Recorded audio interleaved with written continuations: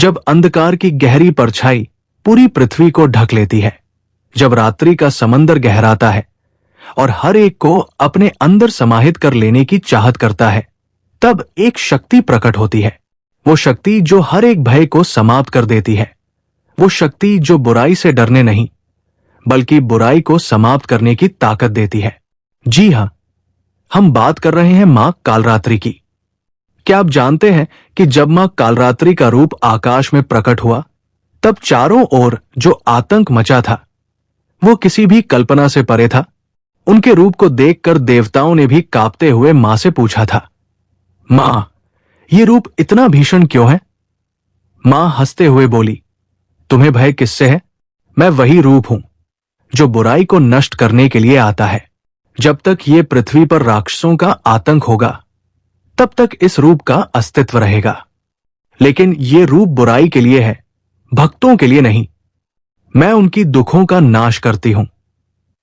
ये एक ऐसा रूप था जो असुरों के दिल में डर और राक्षसों के कलेजे में सिहरन पैदा करता था। मां कालरात्रि का रूप इतना भयंकर था कि जब उन्होंने राक्षसों के समूह को देखा तो उनके शरीर से ज्वाला निकलने लगी, उनकी आंखों से आग की लपटें उठने लगी और उनके तेज से आसमान भी जलने लगा। लेकिन यह रूप सिर्फ राक्षसों के लिए था। क्या आप जानते हैं कि उनके भयंकर रूप में भी एक छुपी हुई ममता छुपी हुई थी? मां कालरात्रि वही देवी है जो अपने भक्तों के लिए साक्षात मां के रूप में विराजमान होती है। चाहे जैसा भी वक्त हो, वे अपने भक्तों को संकट से निकालने में कोई कसर नहीं छोड़ती। अब एक कहानी सुनिए। ये उस समय की बात है जब एक असुर ने ब्रह्मा जी से यह वरदान प्राप्त कर लिया था कि उसे कोई भी देवता ना मार सके। असुर ने अपनी ताकत का दुरुपयोग करना शुरू कर दिया और उसने पृथ्वी पर विनाश मचा दिया। सभी देवता, साधक, ऋषि मुनि भी इस असुर के डर से कांपने लगे। उनके पास एकमात्र सहारा था मां दुर्गा। लेकिन इस बार मां ने अपनी कालरात्रि रूप को प्रकट किया। मां कालरात्रि ने असुर को ललकारते हुए कहा, तू मेरी शक्ति को समझ नहीं सका, अब तेरा अंत निश्चित है। जैसे ही युद्ध शुरू हुआ, ऐसा प्रतीत होने लगा जैसे समय रुक गया हो। मां कालरात्रि के घातक रूप के सामने असुर की कोई भी ताकत टिक नहीं सकी। उनका तीसरा नेत्र खुला और पूरी दुनिया हिल गई। एक के बाद एक असुरों की सेना खत्म होती गई और अंत में उस राक्षस का भी संहार हुआ। उस दिन के बाद से कालरात्रि का रूप न सिर्फ असुरों का संहार करने वाला माना गया, बल्कि मां की ये शक्ति हमें यह भी सिखाती है कि जब हम किसी कठिनाई में होते हैं तो हमें अपनी आंतरिक शक्ति को पहचानने की आवश्यकता होती है।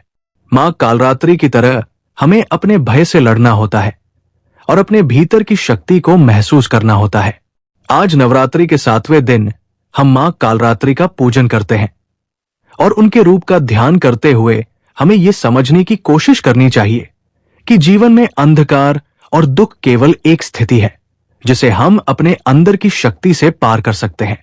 जैसे मां ने असुरों के अंत के लिए यह रूप धारण किया, वैसे ही हमें अपनी भीतरी शक्ति को पहचानना चाहिए। तो आज के इस विशेष दिन पर आप मां कालरात्रि से प्रार्थना करें। अपने डर, अपनी चिंताओं और सभी नकारात्मकताओं को उनके चरणों में समर्पित करें।